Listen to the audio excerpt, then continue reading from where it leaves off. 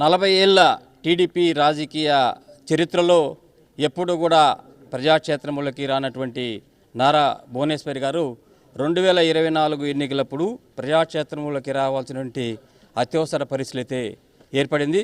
మరి ఈవేళ అధికారంలోకి వచ్చిన తర్వాత ఏదైతే తన భర్త ప్రాతినిధ్యం వహిస్తున్నారో కుప్పం సొంత నియోజకవర్గం పైన కూడా ఆమె ఫోకస్ పెట్టినటువంటి పరిస్థితి. మరి ఈవేళ చంద్రబాబు వచ్చి వెళ్ళిన తర్వాత ఆమె రెండోసారి కుప్పం నియోజకవర్గంలో పర్యటిస్తున్నారు. ప్రతి గ్రామంలో కూడా పర్యటిస్తున్నారు. 2 పంచాయతీలను ఆమె దత్తకు కూడా తీసుకున్నటువంటి పరిస్థితి. మరి ఆమె మనతో ఉన్నారు. మరి ఆ ప్రజాక్షేత్రంలోకి ఎందుకు రావాల్సిన పరిస్థితి వచ్చింది అనేటువంటి అంశాలు కూడా తెలుసుకునే ప్రయత్నం చేద్దాం. మేడం చెప్పండి. క్వశ్చన్ మీరు అడిగితే బెటర్. అదే ఇప్పుడు మీరు ప్రజాక్షేత్రంలోకి రావాల్సిన పరిస్థితి ఎందుకు వచ్చిందంటారు?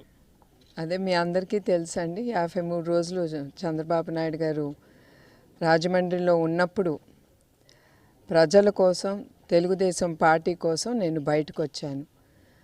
ఎస్పెషల్లీ మా తెలుగుదేశం కార్యకర్తల కోసం నేనున్నాను, వాళ్ళతో తోడుగా ధైర్యం ఇవ్వటానికి నేను ముందుకి బయలుదేరాను. అట్లాంటిది ఆ కార్యక్రమం చేపట్టిన తర్వాత, విజయం గెలిచిన తర్వాత, విజయం మనం ముందుకు తీసుకెళ్ళిన తర్వాత, అదే కాకుండా నాకు, నా కార్యకర్తలు కానీ, ప్రజలు కానీ ఆ నిజం గెలవాలి అనే ఆ యాత్రలో వాళ్ళు నాకు ఇచ్చిన మనోధైర్యం అది నేను ఎప్పుడు మర్చిపోలేను.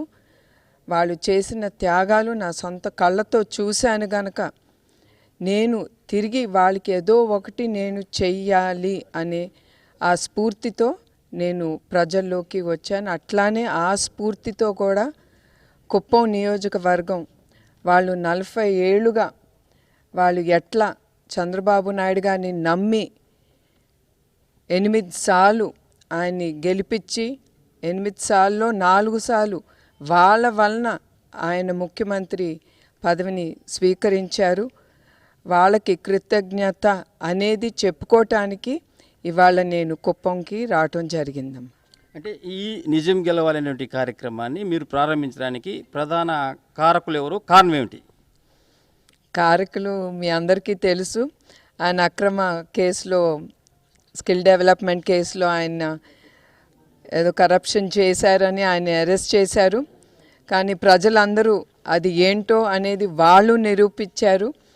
ఎందుకంటే వాళ్ళు చంద్రబాబు నాయుడు గారి గురించి తెలుసు, అది చేసి ఉండరని. అట్లానే ఆయన ఇప్పుడు దాకా కూడా ఎవరు ఎన్ని కేసులు వేసినా ఏది వాళ్ళు నిరూపించలేకపోయారు. అది చంద్రబాబు నాయుడు గారు అంటే.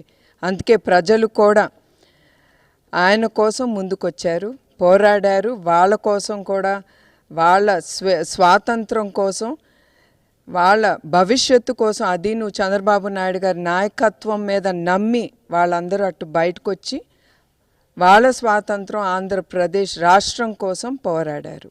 అంటే మీరు ఈ నిజం గెలవాలి కార్యక్రమంలో మహిళల నుంచి ప్రధానంగా వచ్చినటువంటి సమస్యలు అనేటువంటిది గుర్తించారు. ఆ ప్రధానమైన సమస్యలు ఏమిటి? ఇప్పుడు ప్రస్తుతం ఆ సమస్యల్ని మీ భర్త చంద్రబాబు నాయుడు గారికి ముఖ్యమంత్రి హోదాలో తీసుకెళ్ళి వాటిని ఎంతవరకు పరిష్కరించేటువంటి పరిస్థితి ఉందంటారు?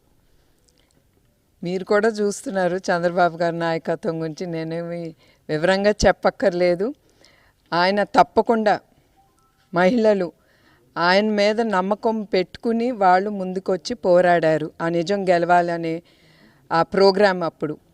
కానీ ఆయన అరెస్ట్ అయినప్పుడు కూడా ఆయన మీద నమ్మకం ఉంది. వాళ్ళ బిడ్డల గురించి, వాళ్ళ భవిష్యత్తు గురించి వాళ్ళు ఎప్పుడు రాని మహిళలు కూడా బయటకు వచ్చి పోరాడారు. అదే చెప్పుతాంది, మహిళలు వాళ్ళ సెక్యూరిటీ కోసం, వాళ్ళ సంతోషం కోసం, రాష్ట్రం అభివృద్ధి చెందితే వాళ్ళ భవిష్యత్తు కూడా తప్పకుండా సంతోషంగా ఉంటుందని వాళ్ళ మెయిన్గా ఏ తల్లి అయినా స్త్రీ అయినా ఆలోచించేది బిడ్డల గురించి. అది వాళ్ళు మెయిన్ ఆలోచన పెట్టుకుని వాళ్ళు బయటకు వచ్చి చంద్రబాబు నాయుడు గారి గురించి పోరాడారు. నేను ప్రత్యేకంగా ఎవరికి చెప్పక్కర్లేదు ఆయన నాయకత్వం గురించి. ఆయన ఎప్పుడు ప్రజలు ప్రజలు అనేదే ఆయన ధ్యాస. తప్పకుండా అది కూడా మహిళలకి తప్పకుండా ఆయన ఆయన ఏది హామీలు ఇచ్చారో అది తప్పకుండా ఆయన నెరవేరుస్తారు. ఆనాడు శాసనసభలో జరిగిన ఇన్సిడెంట్ మీకు తెలుసు. అది కౌరవ సభ నుంచి బయటికి వెళ్తున్నాను, మళ్ళీ గౌరవ సభ ముఖ్యమంత్రి హోదాలోనే నేను వస్తాననేటువంటి ఒక శపథం చేసి బయటకు వచ్చి ఈవేళ మళ్ళీ ఆయన ముఖ్యమంత్రి హోదాలో అడుగుపెట్టినటువంటి సందర్భంలో మీరు ఎట్లా ఫీల్ అయ్యారు? నేను నిజం చెప్పాలంటే అండి, నేను ఒకటే అనుకున్నాను, అసెంబ్లీ అనేది నేను అనుకునేది అసెంబ్లీ అనేది ఒక స్త్రీ గురించి కానీ ఒక మనిషి పర్సనల్ విషయాలు మనం మాట్లాడుకోకూడదు. అది ప్రజలు మనని నమ్మి, మన నాయకత్వం మీద నమ్మి వాళ్ళు ఎన్నుకుంటున్నారు. ఎన్నుకున్నప్పుడు ఎమ్మెల్యేలు కానీ ముఖ్యమంత్రి కానీ ఎవరైనా ఉండండి, ఆ స్థాయిలో వాళ్ళు మాట్లాడాల్సింది రాష్ట్ర అభివృద్ధి కోసం, ఏ నియోజకవర్గానికి ఏమి జరగాలి, ఏమి ముందుకు తీసుకెళ్ళాలి అనేది వాళ్ళు మాట్లాడాలి. కానీ ఒక స్త్రీ గురించి కానీ ఎవరి గురించి అది మాట్లాడాల్సిన ఆ ప్లేస్ కాదు. అందుకే నాకు సంతోషంగా ఉంది. కొంతమంది ఆల్రెడీ అంటున్నారు చాలా అసెంబ్లీ చూడటానికి కూడా బాగుంది, ఎక్కడ గొడవ లేదు, బూతులు లేవు, ఏమీ లేవు, ప్రజల గురించి మాట్లాడతా మన ఆంధ్రప్రదేశ్ రాష్ట్రానికి ఏమి చెయ్యాలి అనే ఆ వాదనలు జరుగుతున్నాయి. అండ్ తప్పకుండా ఇప్పుడుండే ఈ కూటమి ప్రభుత్వంతో తప్పకుండా ఆ అసెంబ్లీలో అన్నీ జరిగి ప్రజల శ్రేయస్సు కోసం ముందుకు తీసుకెళ్తారు. ఈ 11 స్థానాలకు పరిమితం, 11 స్థానాలకు వైసీపీ పరిమితం కావడం ఎట్లా చూస్తారు? అది ప్రజల తీర్పు అండి. వాళ్ళకి కావాల్సింది అభివృద్ధి, అది వాళ్ళు ఇచ్చిన తీర్పు. అంటే ఇప్పుడు లోకేష్ పాదయాత్ర ఎంతవరకు సహకరించిందంటారు మీ ఎలక్షన్కు? తప్పకుండా అండి, అది లోకేష్ ముందుకు వెళ్ళింది యువగళం గురించి. ఆయన మెయిన్గా టేకప్ చేసింది ప్రజల కోసం, పార్టీ కోసం, కార్యకర్తల కోసం. సో అది కూడా ప్రజలు ఆయన నాయకత్వాన్ని నమ్మారు కనుక మీరే చూశారు మంగళగిరిలో ఎప్పుడు రాని తెలుగుదేశం జెండా అక్కడ ఎగరేశారు. అదే కాకుండా మంచి మెజారిటీతో ఆయన గెలిపించారంటే అది వాళ్ళ నమ్మకం ఆయన నాయకత్వం మీద. మేడం ఈ ప్రధానంగా ఇప్పుడు ఈ కూటమి ప్రభుత్వం ఎంతవరకు ఈ హామీలు నెరవేర్చబోతుంది? అదేవిధంగా మీరు ఈ 2 పంచాయతీలను దత్తత తీసుకున్నారు, వీటికి ఏం ప్రణాళికలు చేశారు? తప్పకుండా అండి, ఈ బూతులది దత్తక తీసుకుంది, గ్రామాల దత్తక తీసుకుంది. తప్పకుండా మేము కుప్పానికి తప్పకుండా బూత్కి అనేది అంటాం, కానీ నాకు అన్నీ ఒకటే. చివరికి కుప్పం నియోజకవర్గం ముందుకు వెళ్ళాలి. అందుకే చంద్రబాబు నాయుడు గారు స్పెషల్ మేనిఫెస్టో అనేది తీసుకొచ్చారు, అది తప్పకుండా నెరవేరుస్తారు. అదే కాకుండా ఈ కూటమి ప్రభుత్వం ఏది హామీలు ఇచ్చారో తప్పకుండా అవన్నీ తీసుకెళ్తారు. అదే మీరు కూడా చూస్తూ ఉన్నారు.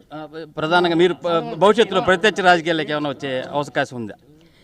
లేదండి, ఇప్పుడు ప్రస్తుతం రాజకీయాల్లోకి వచ్చేదే లేదు. నేను ఇక్కడ కుప్పానికి వచ్చానంటే కృతజ్ఞత మా కుప్పం ప్రజలకి నా తరఫు నుంచి, మా కుటుంబం తరఫు నుంచి నేను ఇక్కడికి వచ్చింది వాళ్ళ కృతజ్ఞత చెప్పటానికి, వాళ్ళ సుఖ దుఃఖాల్లో పాల్గొనటానికి. ఇది మొత్తానికి చంద్రబాబు సతీమణి నారా భువనేశ్వరి కుప్పం నియోజకవర్గంలో ఏదైతే గతంలో ఇచ్చినటువంటి హామీలు నెరవేర్చేటువంటి కార్యక్రమంలో భాగంగా ఈవేళ రావడం జరిగింది. అదే నేపథ్యంలోనే ప్రధానంగా తాను ప్రత్యక్ష ప్రజాక్షేత్రంలోకి రావడానికి ప్రధాన కారణాలు ఏమిటి అన్న విషయాలు కూడా ఆమె సవివరంగా వివరించినటువంటి పరిస్థితి అయితే మనము చూసాం. వీడియో జర్నలిస్ట్ మహేష్తో కలిసి మనోహర్ రెడ్డి, ఏబిఎన్ ఆంధ్రజ్యోతి, కుప్పం నుంచి.